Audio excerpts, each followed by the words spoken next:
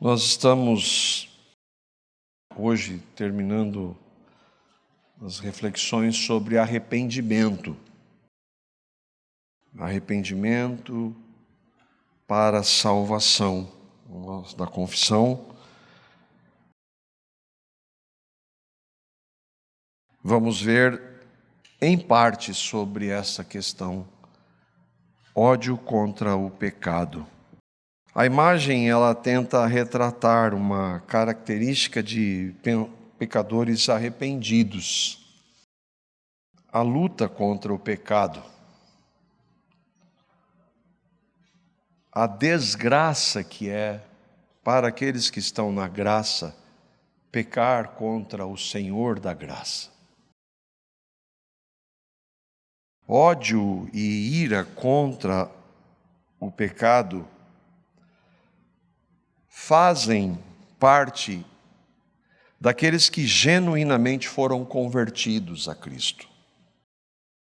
Alguém que realmente creu no Evangelho nunca vai dizer para qualquer pecado que cometa, está tudo bem, eu estou na graça.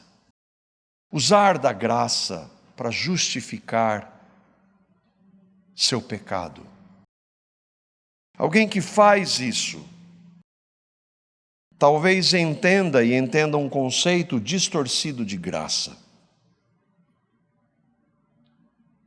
E eu espero que nós, meditando nessas verdades, que eu e você que crê hoje no Evangelho, que nós possamos odiar um pouco mais o pecado.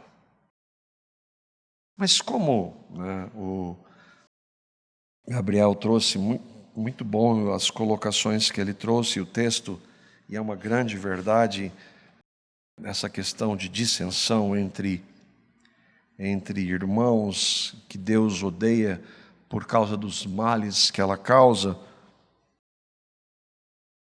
Como é que algum cristão pode odiar alguma coisa? Nós não somos o povo do amor, né? E hoje então, hoje a palavra ódio está bastante em voga. E é verdade, há muitas manifestações de ódio hoje, que não tem nada a ver com o ódio, a ira contra o mal. Há muita distorção também. Há muitos líderes religiosos, pastores, que usam essa ideia do discurso contra o ódio em nome do amor ao pecado. Mas como cristãos podem odiar alguma coisa? Bom, o Gabriel trouxe aqui, é porque Deus odeia. Mas Deus não é amor, Ele é amor. Mas um dos atributos dele, e que nós normalmente não gostamos de tratar, e o mundo então não gosta, é da ira de Deus. E a igreja que deveria tratar disso, não tem tratado. E a ideia de que Deus é amor e faça você o que bem entender, ame o seu pecado, porque Deus é bonzinho. E no final tudo vai dar certo, mesmo que você rejeite a Cristo. Mas a palavra de Deus diz, como o Gabriel trouxe, eu queria ler 2 textos que mostram também que Deus odeia. Isaías capítulo 61, verso 8. Porque eu, o Senhor é Deus, amo o juízo e odeio a iniquidade do roubo. Eu amo o juízo, o que é justo, o que é correto, porque Ele é assim. E Ele odeia a iniquidade, no caso aqui do roubo. A iniquidade é uma outra palavra para pecado. Deus odeia a iniquidade do roubo, ou o pecado do roubo. Deus odeia, como vimos, o pecado da mentira. Deus odeia o pecado da prostituição. Deus odeia o pecado da homossexualidade. Deus odeia o pecado do adultério. Deus odeia o pecado da maledicência. Deus odeia o pecado em qualquer uma de suas manifestações. Iniquidade vem de iníquo, daquele que pratica o mal, que vive na prática do mal. Aqueles que consideram toda a Escritura inspirada por Deus, como palavra de Deus, há muitos hoje que dizem, que o Deus do Antigo Testamento, que o centro é Jesus, como se Jesus não fosse Deus e o Deus que inspirou a Escritura do Antigo. Discursos dúbios e que vivem, na realidade, para defender a libertinagem, não, mas o que é isso de ódio, de Deus odiar algo? Isso também é no Velho Testamento, É do Velho Testamento. Mas então vamos ver Jesus, Apocalipse, capítulo 2, verso 6. Jesus é diferente. Não, Jesus não é diferente. Jesus é o Deus que estava na criação. Jesus é o Deus da lei. Jesus é o Deus que puniu nações ímpias, porque Ele odeia o pecado. E a maior expressão do ódio de Deus pelo pecado foi que Ele mandou o Filho dele para morrer pelo pecado, por pecadores. Por amor aos homens e ódio e ira contra o pecado, Jesus veio para morrer a pior das mortes. Mas a igreja hoje traz metade da verdade. Jesus ama você. Viva como você quiser. Mas olha o que Jesus está dizendo lá para João, para uma igreja, e que ele diz também. E no original, como é no original? O original é odeio mesmo. Tens, contudo, ele está falando para os irmãos da igreja de Éfeso, a teu favor, que odeias as obras dos nicolaítas, as quais eu, Jesus, também odeio. Jesus não somente odeia o pecado, mas odeia falsos ensinos, que também são pecado. Sabia como eram punidos os falsos profetas no Antigo Testamento? Punição estabelecida por Deus: morte. Morte. Porque Deus odeia o pecado. E Jesus está aqui elogiando aqueles irmãos de Éfeso, graças ao Senhor, ou a mim, ele diria, que vocês odeiam esse falso ensino dos nicolaítas. O que era esse ensino? Nós não sabemos com clareza. O fato é que era um falso ensino que estava no meio de algumas igrejas, inclusive na igreja de Pérgamo, que ele havia acabado de tratar. Havia pessoas ali seguindo os ensinos, um falso ensino. E o Senhor Jesus está dizendo que Ele odeia. Por que Ele odeia? Porque o falso ensino faz mal contra as pessoas por quem Ele morreu. O pecado faz mal contra as pessoas por quem Ele deu a sua vida. E é claro, acima de tudo, ofende a sua santidade. E isso, a ira de Deus, como a gente viu, se aplica contra qualquer pecado. Se Cristo é minha vida, eu devo odiar o pecado, não os pecadores. O Senhor disse para nós amarmos os nossos inimigos, inclusive. Mas nós devemos odiar o pecado.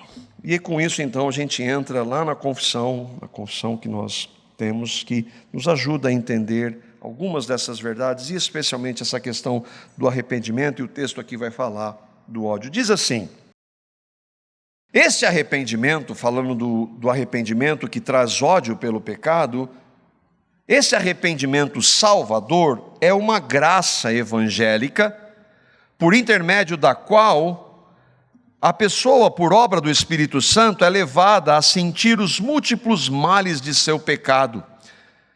E com fé em Cristo humilha-se por causa do pecado, com uma tristeza santa, ódio ao pecado e repugnância de si mesmo. Que diferença de hoje? Você tem valor. Que diferença! Nós, ontem, conversávamos com alguns irmãos, quanto mais uma pessoa conhece a Cristo, mais compreensão de quão pecadora ela é. Porque o parâmetro passa não mais a ser as outras pessoas, como a gente gosta de fazer, mas Deus.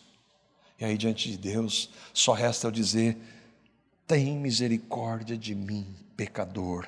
Miserável homem que eu sou, dos pecadores eu sou o pior. O arrependimento salvador, e esse arrependimento, eu tenho condição. O homem justifica. Você quer saber um arrependimento quando ele não é genuíno? Você fez isso, todo mundo viu, está claro, eu fiz, mais o fulano de tal, mais essa situação, mais aquilo. Aí não é arrependimento genuíno. O arrependimento, você fez, eu sou isso mesmo. Eu fiz isso. Eu pequei contra o Senhor. Arrependimento genuíno é diante de Deus, não diante das pessoas. Ainda que a gente, por causa do pecado contra Deus, muitas vezes ofendemos as pessoas, a tristeza maior é por ter pecado contra Deus. E se essa tristeza vem por ter pecado contra Deus, genuinamente, é claro que eu vou me entristecer por ter pecado contra o meu irmão, ou contra quem quer que seja. Os ímpios não têm arrependimento para a salvação. Eles se entristecem por terem falhado, por terem sido pegos. Eles se entristecem por causarem maus, mas eles não sabem o que é pecar contra Deus, porque consciência de pecado só vem pela ação do Espírito Santo, e só tem ação do Espírito Santo aqueles que creram no Evangelho. Um dos textos que mais retratam genuíno arrependimento é o Salmo 51. Os versos 1 a 5, nós conhecemos, e que fala daquele homem, que poderia ter falado um monte de coisa. Aquela mulher, por que aquela mulher estava lá tomando banho aquela hora também? A culpa é dela. Salmo 51. Isso aqui, irmãos, é arrependimento de verdade. Compadece-te de mim, ó Deus, segundo a tua benignidade, e segundo a multidão das tuas misericórdias, apaga as minhas transgressões. Lava-me completamente da minha iniquidade, purifica-me do meu pecado, pois eu conheço as minhas transgressões, o meu pecado está sempre diante de mim. Eu pequei contra ti somente, e fiz o que é mal perante os teus olhos, de maneira então que é tido como justo no teu falar e puro no teu julgar. Eu nasci em iniquidade, em pecado me concebeu a minha mãe. Isso é arrependimento. Eu fiz mais por causa disso, por causa daquilo. Eu fiz porque eu sou isso aqui. E quando isso acontece, não importa se você tenha cometido o pecado do adultério, não importa se você tenha orquestrado o assassinato de alguém, se há um arrependimento genuíno, Deus genuinamente perdoa, purifica. Davi diz isso após ter sido confrontado com seus pecados. Irmãos, a dor do pecado não deve ter como base o medo das consequências. Elas vão vir. Mas a dor de pecar não deve... agora eu vou sofrer por causa disso. A dor do pecado não deve... e o meu testemunho? E o meu testemunho? Ainda que nós devamos testemunhar. A dor do pecado... o que vão falar de mim? Ainda que a gente vá sofrer as consequências disso. A dor do pecado não vem porque eu feri alguém, a minha esposa, meus filhos, meu irmão, ainda que deva vir essa tristeza, e ela vem.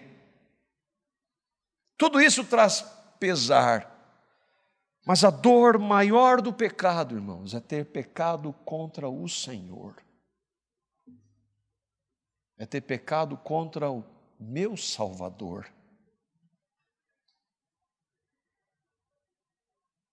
Só cristãos se arrependem assim. Porque eles tinham condição? Não, porque a graça de Deus lhes concedeu arrependimento para se arrependerem assim.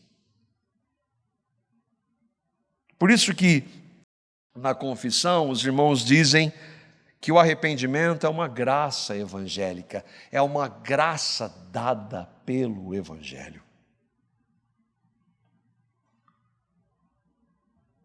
Eu estava ouvindo uma irmã que ela compartilhou hoje, até depois nós compartilhamos com um grupo de irmãos, de um autor, um pastor famoso, evangélico, que disse que a graça não é algo unilateral de Deus. Bom, se for 99,99999999 de Deus e 0,000001 de Deus, não é mais graça. Não é mais. Porque eu posso, ainda que só com aquele 0,0001 bater no peito e dizer, eu tenho participação. A graça é sim unilateral. Vem de Deus somente. E é um pastor evangélico. Um dos pilares do evangelho é só a graça. E ela estava lendo, e graças a Deus que ela viu essa frase no livro e percebeu, e ela ficou, e graças ao Senhor, é isso mesmo. Esse livro aí, essa frase, é uma mentira. Para ele, na sua linha teológica, a fé, e ele diz isso em um vídeo, e o arrependimento é do homem. E nós já vimos que o homem não tem condição nenhuma de se arrepender, não tem condição nenhuma de crer. A fé não é do homem, a fé é um dom. E quando Deus nos dá pela sua graça a salvação, que é de graça, Ele nos dá a fé para crer na sua salvação, que é de graça, e Ele também nos dá o arrependimento para que nós nos arrependamos dos nossos pecados. É tudo pela graça de Deus. Mas hoje a igreja está confusa. Ela está confusa porque nós somos iguaizinhos a Adão e Eva. A gente quer ser como Deus.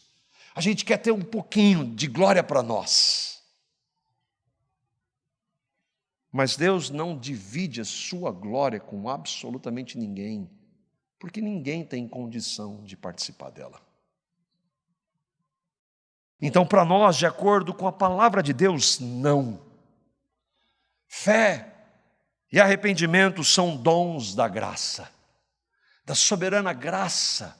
Mas não sou eu que creio? Sim, eu creio em Cristo. Se você creu em Cristo, se você crê no Evangelho, é você que crê. Se você se arrependeu, foi você que se arrependeu. Mas não bata no peito dizendo, a fé sou eu.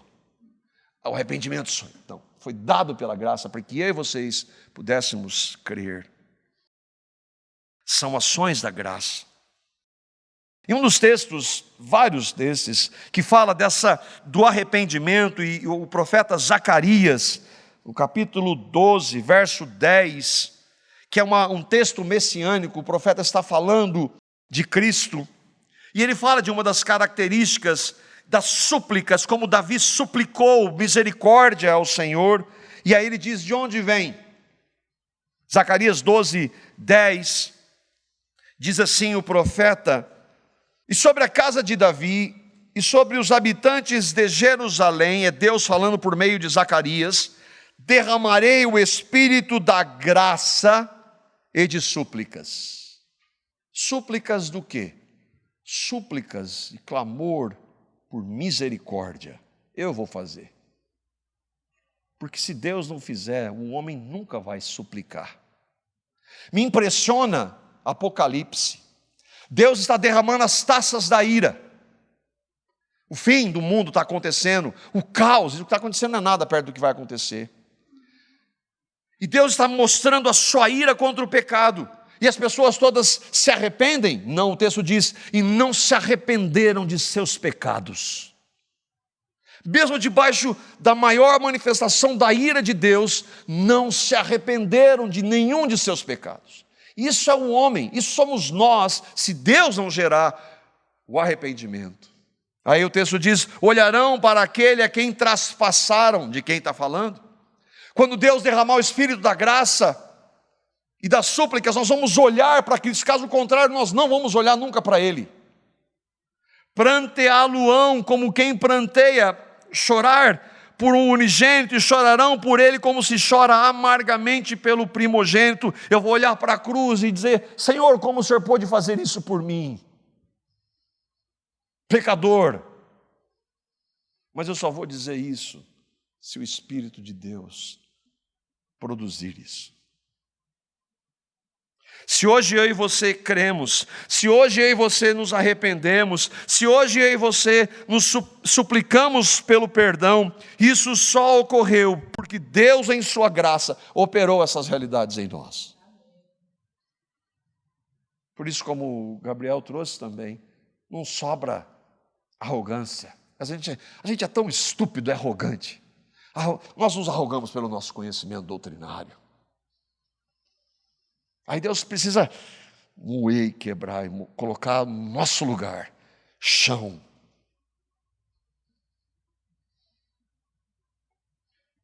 Sabe por que nós temos dificuldade de aceitar isso? Porque nós ainda, mesmo tendo crido no Evangelho, na graça, na justiça de Cristo, a gente está cheio de justiça própria. Cheio de eu faço, eu sou melhor que você. A gente tem resquícios do fariseu e precisamos aprender com o publicano. Porque nós queremos glória. Eu quero glória pelo meu conhecimento teológico. Eu quero glória pela vitória que Deus deu pela graça. Mas como? Se Deus deu pela graça, qual vitória? Todas. Eu estava ouvindo o pastor Erwin Lutzer, homem de Deus, falou assim: Deus fez um negócio conosco, uma aliança. Nós entramos com uma parte só, sabe qual? Pecado. A única coisa que nós participamos é pecado, e Deus entrou com graça, amor, misericórdia. E aí então, quando Ele faz tudo isso, me leva à salvação, e agora Ele está me santificando, eu começo a bater no peito e dizer: não, eu faço isso, eu sou melhor que esse, eu sou melhor que aquele. Eu conheço mais. Misericórdia. O irmão John Gill, que comenta esse texto, foi um irmão pregador do Evangelho no século 17. Ele fala sobre isso. A sentença é longa, mas ela é maravilhosa. O que o profeta Zacarias quer dizer com esse espírito da graça? Essa graça que traz súplicas. Ele diz: espírito da graça, não apenas porque Deus é bom e gracioso e amoroso para com o seu povo, ou pela graça concedida a eles. Olha a percepção de tudo que nós recebemos e que esse irmão traz. Não é só porque Ele foi gracioso e amoroso para conosco, ou pela graça da salvação, mas porque Ele é autor de toda a graça em nós. Tudo que nós fazemos de acordo com a vontade de Deus hoje, fazemos a vontade de Deus hoje como cristãos, é pela graça. Das graciosas convicções e iluminações espirituais, quando eu e vocês entendemos verdades hoje da palavra que a gente não entendia, foi a graça. Da graça vivificante, regeneradora, que converte e santifica. Agora a santidade sou eu, é nada. É a graça de Deus que produz. De todas as graças particulares, como a fé, a esperança. Você tem esperança hoje em Cristo? É graça. O amor, o temor, o arrependimento, graça. Humildade, alegria, paz, mansidão, fruto do Espírito, paciência, longanimidade, domínio próprio, tudo de graça, pela graça de Deus. Além disso, o Espírito é o revelador, aplicador e testemunha de todas as bênçãos da graça. O que sobra para nós? Ele é chamado de Espírito de súplicas. Por quê? Porque ele se inclina as orações de seu povo, mostra-lhe suas necessidades e os incita a orar. Deus que faz. Davi, quando tinha pecado, o que ele diz? Enquanto eu calei o meu pecado, enquanto eu escondi de todo mundo, o que Deus estava fazendo? A tua mão, Senhor, pesava sobre mim. E é de amor. É de amor. Porque Deus, quando ama, não deixa a gente no pecado. Deus pesava a sua mão sobre ele para que ele fosse e confessasse. E Deus usa então o profeta para levá-lo a confessar. É ele que nos incita a orar, é ele que inflama os nossos corações, nos dá argumentos e coloca palavras em nossas bocas. Ele dá fé, fervor, liberdade e nos incentiva a ir a ele como seu Pai. O Espírito também faz intercessão por eles, de acordo com a vontade de Deus. Tudo isso que ele lhes dá denota a abundância e a liberdade da sua graça. O que sobra para nós? Que maravilhoso é ver assim. Quanto mais nós conhecermos do Senhor, mais nós vamos saber que nós não somos nada, que nós não temos nada para nos arrugar, para bater no peito e dizer, mais nós vamos dar graças pela graça. A única coisa que a gente vai bater no peito e dizer, Senhor, tem misericórdia, mas isso a gente só faz por causa da graça dEle.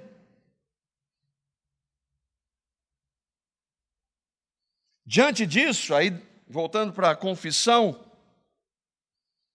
nós vimos que é essa graça que Ele nos concede, aí então, orando por perdão e fortalecimento na graça, com o propósito e o empenho de caminhar diante de Deus de um modo agradável em todas as coisas, com o auxílio do Espírito Santo.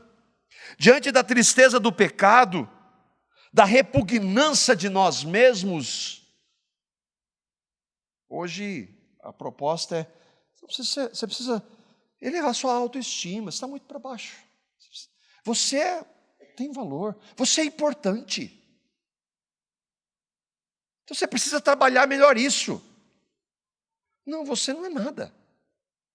Com o irmão John MacArthur, ele estava dando fazendo uma entrevista para um programa de TV, e falando da questão do pecado, de confrontar as pessoas com o pecado, e o apresentador, que não tem nada de evangelho, falou assim, mas desse jeito você rebaixa muitas pessoas. Eu falei assim, a minha função é rebaixar as pessoas. Mas como isso? Mas que amor é esse? É porque elas precisam saber que elas não são nada sem Cristo. E o dia que elas chegam a essa compreensão, pela graça de Deus e pela ação do Espírito, aí elas vão para aquele que pode mudá-las. Isso é de autoestima, de aumentar a autoestima. Então, a gente tem que precisar ir para o chão. Ou a palavra não diz isso? Aquele que se exalta vai ser mais exaltado ainda? É isso que ela diz? Não. Aquele que se humilha, que é o nosso lugar. E aí nós oramos por perdão quando somos confrontados. O profeta Ezequiel, capítulo 36, verso 31. Está falando do povo de Deus, e ali a igreja do Antigo Testamento, e a nós, a igreja hoje, retrata a reação clara do cristão após ser confrontado pelo Espírito. Quando você peca, o que você faz? Se Deus não agir, sabe qual que é a tendência minha e sua? De esconder, de justificar, de botar a culpa em qualquer coisa, nos outros. Mas quando nós somos confrontados pelo Espírito Santo, nós vamos fazer que nem Davi, contra o Senhor, eu pequei. Eu. Olha o que o profeta Ezequiel 36, 31 diz. Isso é quando o Espírito de Deus move o seu povo. Ele diz, então vocês se lembrarão dos seus caminhos maus, das suas ações ímpias, e terão nojo de si mesmos, por causa das suas iniquidades e de suas práticas repugnantes. Mas que coisa mais para baixo isso. Então aceite as palestras de autoajuda, né? As motivacionais, que colocam você para cima. Elas não colocam ninguém para cima.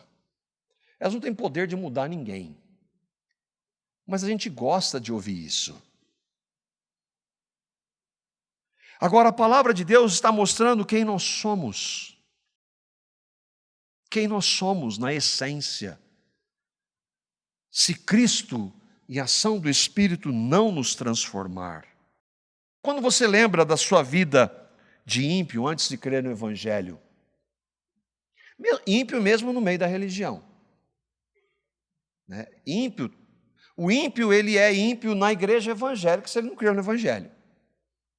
Espero que você entenda isso. O fato de você ter nascido numa igreja evangélica não faz de você um evangélico. Faz um evangélico, mas não alguém que creu no Evangelho.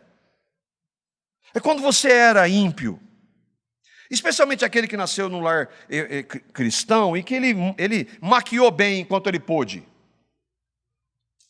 Aí quando você olha, quando você teve a revelação do Evangelho, de quem você realmente era e você se arrependeu pela graça de Deus, como você olha para isso? Ou melhor, e hoje, como eu e vocês, quando pecamos contra o Senhor,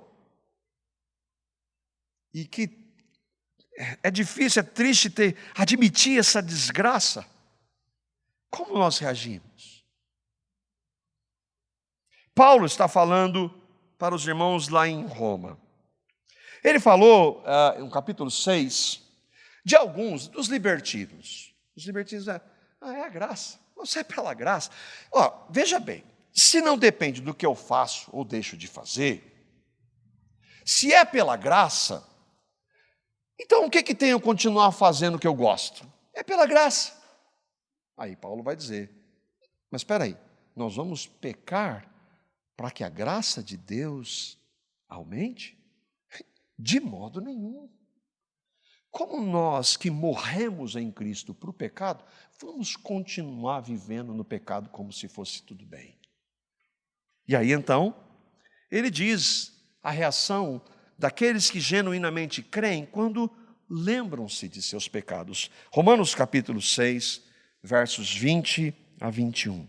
Vê se quando você lembra da sua vida antes do Evangelho, e às vezes quando você comete um pecado, e você lembra no passado, como é que você reage? Vê se é assim. Quando vocês eram escravos do pecado, vocês estavam livres da justiça. Vocês rumavam para o inferno, estavam livres da justiça de Cristo. Que fruto colheram então, quando vocês estavam na escravidão do pecado, das coisas, e aí qual é a reação? Das coisas das quais agora vocês se envergonham. O fim delas é a morte. Paulo está partindo do pressuposto, da realidade, de que alguém tem o Espírito Santo de Deus, ela se envergonha do pecado. Ela odeia o pecado, ela tem vergonha, ela não gosta de falar, rapaz, quando eu estava no mundo era bom, hein? Das coisas, ele está dizendo que isso é a reação de alguém que creu no Evangelho. Ou quando eu estava na religião, era bom. Não. Das coisas que você agora se envergonha. Por quê? Porque você teve a revelação de Cristo, você teve a revelação do Espírito Santo, você foi conduzido ao arrependimento. Aí a gente ouve de pastores libertinos que Judas e Pedro dizem, eles transtornam a graça de Deus. É a graça, é a graça. Então você pode fazer o que você quiser. Mas como considerar você faz o que você quiser com coisas que você deve odiar e se envergonhar? Essa vergonha, e nós não devemos levar a isso, mas quando nós lembramos e vemos que pecamos, nós nos entristecemos, porque pecamos contra Deus.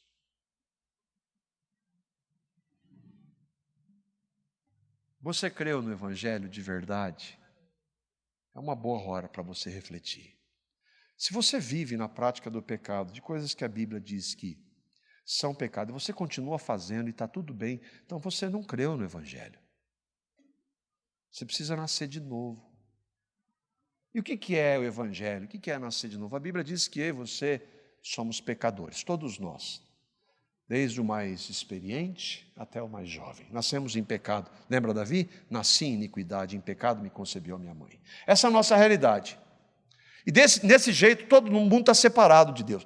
Porque nós nascemos em pecado é como o pé de laranja. Você planta o pé de laranja, quando ele cresce, ele vai dar o quê? Laranja. Um pecador que nasce em pecado, quando ele cresce, quanto mais ele cresce, mais ele produz o quê? Pecado. Por isso que nós somos pecadores. E diante disso, como Deus odeia o pecado, Ele não vai aceitar, não vai deixar para lá. Não, deixa para lá.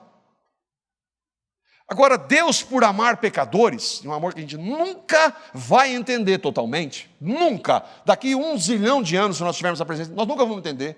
Deus amou pecadores, mandou o seu Filho Jesus. Deus encarnado, por ser Deus, nunca cometeu nenhum pecado. Ele vem para morrer, não foi um acidente, não deu certo, ele teve que morrer. Coitadinho de Jesus, como havia uma vez. Coitado de Jesus, morreu na cruz. Não, ele veio para morrer por pecadores, como eu e você. E ele morreu para pagar o nosso pecado na cruz, para derramar o seu sangue, para nos purificar dos nossos inúmeros pecados. E na sua ressurreição, para nos dar uma nova vida. Ele não somente morreu por nós, mas nos fez morrer. Paulo diz, eu estou crucificado com Cristo. Não sou eu mais quem vive, mas Cristo vive em mim. Você crê nisso? Sabe qual é a evidência? Você se arrepende dos seus pecados. Você se arrependeu de quem você era. Você louvou a Deus por sua graça. Você disse, como é que o Senhor pode me amar sendo quem eu sou? Como é que o Senhor se entregou por mim? Que o Espírito de Deus revele a você o Evangelho. Mas eu já me arrependi dos meus pecados. Já me arrependi lá, no dia que eu criei. A confissão continua. Por trazermos conosco o corpo desta morte e as suas inclinações para o mal, nós ainda trazemos isso. O arrependimento deve continuar por toda a vida. Cada pessoa tem o dever de se arrepender, particularmente de cada pecado seu, de que tenha conhecimento. Então, e se eu e vocês sabemos, nós devemos nos arrepender. De quais? De todos. De cada pecado. O que aqueles irmãos queriam dizer com o corpo desta morte? Romanos capítulo 7, verso 24. Olha a consciência de Paulo na ação do Espírito Santo para dizer quem ele era. Paulo dizia assim, eu sou apóstolo de Jesus, vocês não são nada. Eu prego o Evangelho, fui escolhido para pregar o Evangelho para os gentios. Eu faço um monte de coisa, vocês são um ralé. Era isso que Paulo dizia? Não, olha o que Paulo dizia. Está falando dele, Romanos 7, 24. Desaventurado homem que sou, quem me livrará do corpo desta morte, dessa realidade? Por isso que Paulo ansiava estar com Cristo. Por isso que ele desejava, porque ele não queria mais estar nessa realidade. Que tristemente ele sabia, e ele acabou de falar em Romanos 7, da luta que ele tinha contra o pecado. E essa luta faz parte da nossa vida. E qual é a razão, então, dessa luta e as consequências dela? Arrependimento. O arrependimento deve continuar por toda a vida. Mas não é assim, você tem que se arrepender. Se eu e vocês cremos em Cristo, nós temos o Espírito Santo. Não tem como não se arrepender. Não tem. Por isso que às vezes confrontando situações de pecado com irmãos que foram literalmente pegos, aquele que realmente creu no Evangelho vai dizer, eu pequei. Senhor, me perdoa. E ele, onde abundou o pecado na minha e na sua vida, superabundou a graça. Então tem perdão. Mas quando aquela pessoa que diz que, mas também isso, mais aquilo, então essa pessoa não se arrependeu. Ela precisa ser moída. E Deus, se era um eleito, vai fazer. Por sua graça. Nós estamos nessa carne, no corpo dessa carne, nessa propensão que ainda temos do pecado. O Espírito luta, é uma luta gigante. E por isso nós estamos sujeitos. Então eu vou pecar. Eu não posso dizer isso, mas eu não posso dizer que eu não peco. 1 João, capítulo 2, verso 1. Isso é para nós, filhinhos, que cremos em Cristo. Versos 1 e 2 diz assim. Está falando para nós que cremos. Meus filhinhos, escreva a vocês essas coisas para que vocês não pequem. Não pequem contra o Senhor. Agora, se porém alguém pecar, nós temos o intercessor junto ao Pai, Jesus Cristo justo. Se você pecou, creu em Cristo, saiba que em Cristo, se arrependendo e pedindo perdão, há perdão. Quantas vezes? Que tal 70 vezes 7? Ah, mas é demais. É demais para nós, não para Ele. Ele é a propiciação pelos nossos pecados, e não somente pelos nossos, mas também pelos pecados de todo o mundo. Se eu pecar contra o Senhor, vou diante dele em oração, arrependido, e confesso o meu pecado, e aí então recebo o perdão. Quando que esse perdão foi dado? Quando eu confessei? Não, lá na cruz. Aí o Espírito Santo vai nos dizer, como o Senhor Jesus disse para aquela mulher prostituta, vai, ou pega em adultério, vai e não peques mais. Mas aí vem uma pergunta, e se não der tempo de eu me arrepender? E se eu pecar de novo? Tem um limite, como Pedro, né? Senhor, 3 vezes dá para perdoar, né? Pedro. 3 vezes. 7 vezes. 7 vezes. 3 era o limite dos judeus. Pedro eleva um pouco. Jesus fala assim, é sem limite, perdão. Isso é graça, irmãos. Isso é graça. Somos nós que estabelecemos limite. Deus não. Para os seus filhos, não. Se nós pecarmos, João está falando quantas vezes? Se você pecar, você tem um intercessor diante de Deus, que é Cristo. Vá diante dele. E se eu pecar de novo? Vá diante dele. E se pecar de novo? Vá diante dele. Clame perdão, clame vitória. Ele concede por sua graça. Mas tem uma outra pergunta. E se não der tempo de eu me arrepender? Já fez essa pergunta? Eu já fiz já. E se eu pecar e não me arrepender e morrer? Por exemplo, eu discuti com um irmão e aí eu o ofendi. Estávamos lá, eu discuti com aquele irmão e eu ofendi aquele irmão. E aí eu saí do local nervoso, magoado.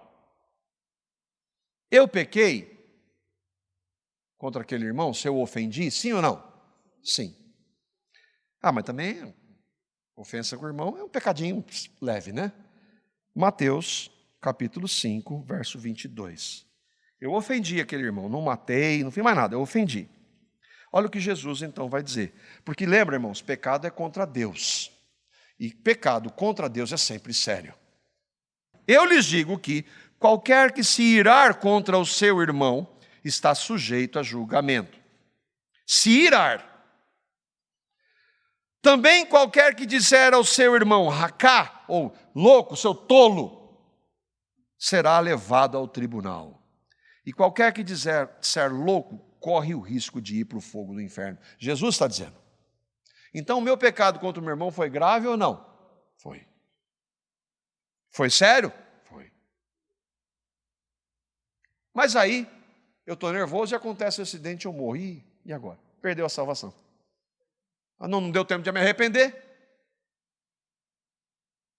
Olha o que os irmãos dizem na confissão. Mediante Cristo, no pacto da graça, Deus fez, presta atenção, provisão completa para os crentes, para que os crentes sejam preservados na salvação. A salvação minha e sua não depende do meu arrependimento. É claro que se eu fui salvo, eu me arrependo. Mas não é isso que me leva à salvação, é o que Cristo fez. Assim como não existe pecado tão pequeno que não mereça a condenação eterna, não existe pecado tão grande que possa trazer condenação sobre os que se arrependem. Isso torna necessária a pregação constante de arrependimento. Mas é aquela situação, mas não deu tempo. Agora, naturalmente, um cristão o que faria? O que eu deveria fazer? Passado aquele dia, como Davi, por exemplo, passou provavelmente alguns meses, eu falo, irmão, aquele dia você me perdoa, eu estava errado. Eu pequei contra o Senhor, pequei. Mas a salvação foi dada na cruz há 2000 anos. Nós somos eleitos antes da fundação do mundo. Nós não dizemos, nós somos perdoados dos pecados passados, presentes e futuros. Já foi perdoado totalmente em Cristo. Eu estava ouvindo uma irmã e ela perguntou para o John MacArthur, ela falou assim, mas e se eu tiver cometido algum pecado e aí de eu morrer? Aí ele disse assim, querida, eu e você cometemos pecados que nós nem sabemos. Irmãos, isso é muito profundo. A gente fala de pecado e adultério, matar, roubar. Justiça própria é pecado. Quantas vezes nós nos arrogamos por qualquer coisa? Então significa que eu vou ver. Não, nós estamos falando que não é isso. Mas o perdão e a graça e a salvação de Cristo é muito maior do que nós pensamos. Quem nos salva é Cristo, não o nosso pedido de perdão. É claro que se eu criei em Cristo pela ação da graça e ação do Espírito, eu vou pedir perdão.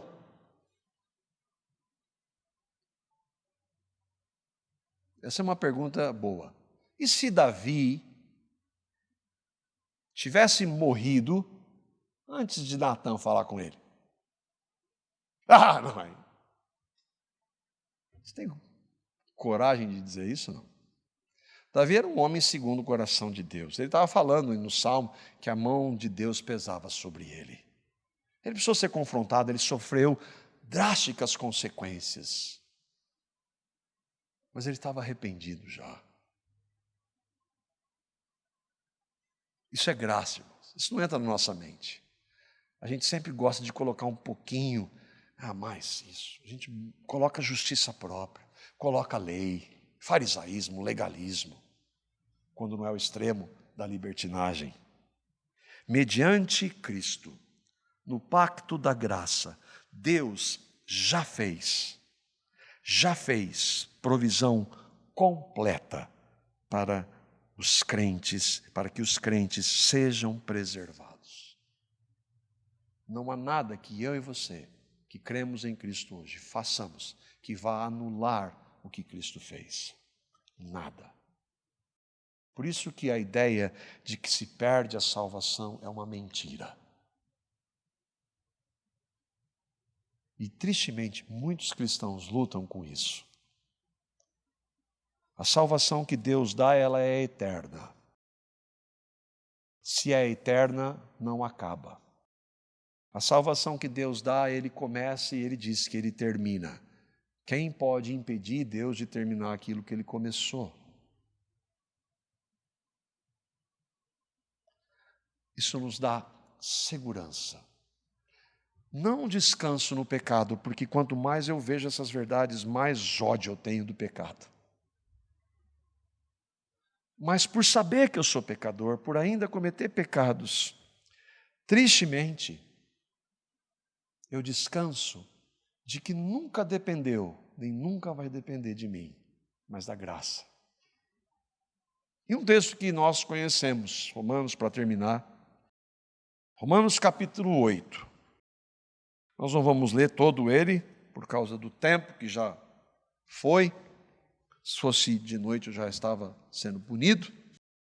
Romanos capítulo 8, os versos 1, versos 33, 34, 35, 38 e 39. Depois você pode ler o texto todo que está falando dessa realidade.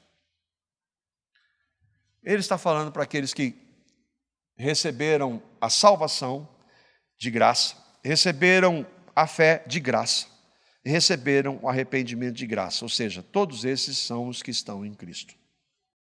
E aí o texto diz: agora, pois, já nenhuma condenação há para os que estão em Cristo Jesus. Nenhuma. Não tem como reverter isso. Quem intentará acusação contra os eleitos de Deus?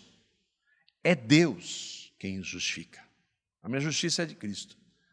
Você é isso. O diabo acusa, o inimigo acusa, irmãos às vezes acusam, mas quem justifica é Deus. Vá ter com Cristo. Quem os condenará? É Cristo Jesus quem morreu, ou antes quem ressuscitou, o qual está à direita de Deus, e o que ele faz lá? Intercede. Não somente Cristo, nós cantamos, o Espírito intercede. Ele faz intercessão. Eu brinco às vezes, pai, aquele ali eu comprei. Aquele lá também, aquela também, pai. Mas ele está fazendo, o pai não vai falar isso, mas o diabo vai falar, né? Mas isso aqui, mas ele já foi comprado, lavado. Quem nos separará do amor de Cristo? Será tribulação, angústia, perseguição, fome, nudez, o perigo, espada? Porque eu estou bem certo de que nem a morte, nem a vida, nem os anjos, nem os principados, nem as coisas do presente e do porvir, nem os poderes, nem a altura, profundidade, nem qualquer outra criatura poderá separar-nos do amor de Deus que está em Cristo Jesus, nosso Senhor. Se nós cremos no Evangelho, nada, nem mesmo os nossos pecados, vão nos separar dele. Por isso que nós odiamos o pecado. Que o Senhor nos dê, pela sua graça, mais e mais amor por Ele. Por consequência, mais e mais ódio pelo pecado, tristeza e o desejo de viver vidas santas para a honra e glória dEle.